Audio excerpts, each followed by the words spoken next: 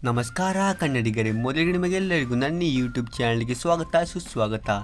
ನಿನ್ನೆ ನಮ್ಮ RCB ತಂಡ CSK ಮುಂದೆ ಚಿನ್ನಸ್ವಾಮಿ ಕ್ರೀಡಾಂಗಣದಲ್ಲಿ ರೋಮಾಂಚಕವಾದೊಂದು ಪಂದ್ಯದಲ್ಲಿ ಗೆಲುವಿನ ಬಳಿಕ ನಮ್ಮ RCB ತಂಡ IPL 2025 ಪ್ಲೇ ಆಫ್ಸ್ಗೆ ಮೊದಲು ತಲುಪಿದ ಟೀಮ್ ಆಗಿದೆ. ಹೌದು, ನಿನ್ನೆಯ ಪಂದ್ಯದ ಬಳಿಕ ನಮ್ಮ RCB ತಂಡ ಇನ್ನು 16 ಪಾಯಿಂಟ್ಸ್ ಅನ್ನು ಪಡೆದುಕೊಂಡಿದೆ. ಅಂದರೆ ಇವರಲ್ಲಿ 8 ಮ್ಯಾಚಸ್ ಅನ್ನು ಗೆದ್ದಿದ್ದಾರೆ. ಇದರಿಂದಾಗಿ RCB ತಂಡ ಇಲ್ಲಿ ಸೀದಾ ಪ್ಲೇ ಆಫ್ಸ್ಗೆ ತಲುಪಿದೆ. ಆದರೆ ನಮಗೆಲ್ಲರಿಗೂ ಇದು ಚೆನ್ನಾಗಿ ಗೊತ್ತಿದೆ, RCBಯ ಮೇನ್ ಗುರಿ ಪ್ಲೇ ಆಫ್ ತಲುಪುವುದಂತೂ ಅಲ್ವೇ ಅಲ್ಲ. RCBಯ ಮೇನ್ ಗೋಲ್ ಏನಪ್ಪಾ ಅಂದ್ರೆ ಟಾಪ್ 2 ಅಲ್ಲಿ ಬರುವುದು. ಯಾಕಂದ್ರೆ RCB ತಂಡಕ್ಕೆ ಇದು ಚೆನ್ನಾಗಿ ಗೊತ್ತು, ಟಾಪ್ 2 ಅಲ್ಲಿ ಬಂದರೆ ಫೈನಲ್ ಅನ್ನು ಆಡಲು 2 ಚಾನ್ಸ್ ಸಿಗುತ್ತಂತ. ಅದಕ್ಕಾಗಿ ನಮ್ಮ RCB ಹೆಡ್ ಕೋಚ್ ಮತ್ತು ಕ್ಯಾಪ್ಟನ್ ಅವರು ಪದೇ ಪದೇ ಅದೇ ವಿಷಯವನ್ನು ಹೇಳುತ್ತಾ ಇದ್ದಾರೆ, ನಮಗೆ ಪ್ಲೇ ಆಫ್ಸ್ ಮೇನ್ ಗೋಲ್ ಅಲ್ಲ, ನಮಗೆ ಟಾಪ್ 2 ಅಲ್ಲಿ ಬರುವುದು ಮೇನ್ ಗೋಲ್ ಅಂತ. ಇಂದಿನ ವಿಡಿಯೋದಲ್ಲಿ ತಿಳಿಸಿಕೊಡ್ತೇನೆ, ನಮ್ಮ RCB ತಂಡ ಟಾಪ್ 2 ಅಲ್ಲಿ ಬರಬೇಕಾದ್ರೆ RCB ಏನನ್ನು ಮಾಡಬೇಕು ಮತ್ತು ಯಾರು ಗೆಲ್ಲಬೇಕು ಯಾರು ಸೋಲ್ಬೇಕಂತ. ಅಂದರೆ ಮೇಲೆ ಇವತ್ತಿನ ಈ ವಿಡಿಯೋದಲ್ಲಿ ನಾನು RCB CSK ಮುಂದೆ ಗೆದ್ದ ಬಳಿಕ ಪಾಯಿಂಟ್ಸ್ ಟೇಬಲ್ ಅಲ್ಲಿ ಏನೆಲ್ಲ ಬದಲಾವಣೆ ಆಗಿದೆ ಅಂತ ಇನ್ ಡೀಟೇಲ್ ಅನಾಲಿಸಿಸ್ ಮಾಡಿ ಹೇಳುತ್ತೇನೆ.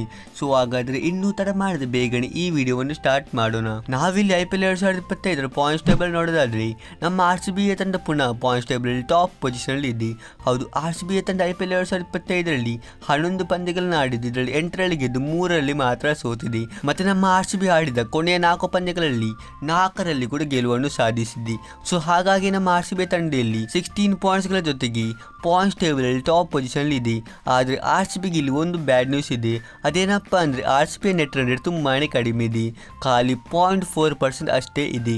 ಆದರೆ ಸೆಕೆಂಡ್ ನಂಬರ್ಲಿರುವ MI ತಂಡ 11ರಲ್ಲಿ 7 ಗೆದ್ದರೆ 4ರಲ್ಲಿ ಸೋತಿದೆ. ಬಟ್ ಇವರ ಬಳಿ ಕೂಡ ಇಲ್ಲಿ 14 ಪಾಯಿಂಟ್ಸ್ ಇದ್ದು ಇವರ ನೆಟ್ ರನ್ ರೇಟ್ ಇಲ್ಲಿ +1.2 ಇದೆ. ಹಾಗಾಗಿ ಇಲ್ಲಿ ಏನಾದರೂ ಮುಂಬೈಯ ತಂಡ ಮುಂದಿನ ಪಂದ್ಯವನ್ನು ಗೆದ್ದರೆ ಮುಂಬೈ ಪುನಃ ಟಾಪ್ಗೆ ಬರುತ್ತೆ. ಆದರೆ ಇದರ ನಂತರ GT ತಂಡ ಇಲ್ಲಿ ತುಂಬಾ ಒಂದು ಬೆಟರ್ ಪೊಸಿಷನ್ ಇದೆ. GTಯ ತಂಡ ಇಲ್ಲಿ 10 ಪಂದ್ಯಗಳನ್ನು ಆಡಿದ್ದು, ಇದರಲ್ಲಿ 7ರಲ್ಲಿ ಗೆದ್ದು 3ರಲ್ಲಿ ಮಾತ್ರ ಸೋತಿದೆ.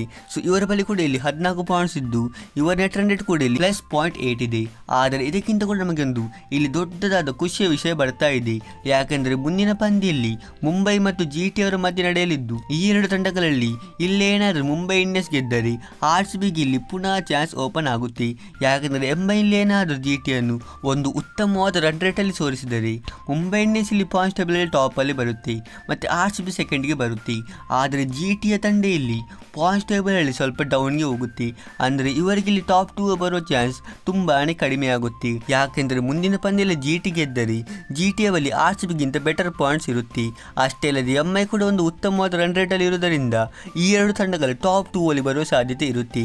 ಹಾಗಾಗಿ ಮುಂದಿನ MI ಮತ್ತು GTಯ ಪಂದ್ಯದಲ್ಲಿ ಇಲ್ಲಿ GT ಸೋಲ್ಬೇಕು. ಮತ್ತೆ ಅದರ ನಂತರ ಇಲ್ಲಿ PBKS ಕೂಡ 10 ಪಂದ್ಯಗಳಲ್ಲಿ ಕೇವಲ 6ರಲ್ಲಿ ಅಷ್ಟೇ ಗೆದ್ದಿದೆ. ಇವರಿಂದ ನಮಗೆ ಅಷ್ಟೇನು ತೊಂದರೆ ಇಲ್ಲ.